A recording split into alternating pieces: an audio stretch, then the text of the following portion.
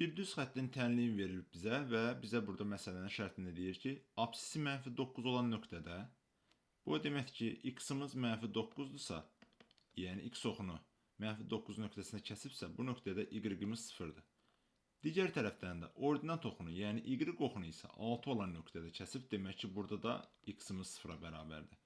Və verilənləri hər birini bir dəfə yerinə yazsaq tənliyin, a-nı, b-ni tapa bilərik buradan. Yəni, -9 vurulsun a, üstə gəlinsin 0 vurulsun b, minus 18 bərabərdir 0-a. -9a bərabərdir 18-ə, bura 0 verir bizə və a-mız bərabər olmuş olur -2-yə.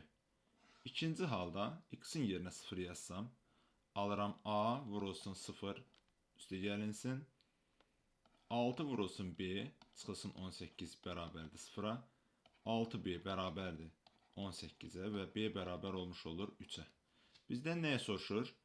B çıxılsın a-nı, yəni 3 çıxılsın -2 və bərabər olmuş olur düzgün cavab 5-ə.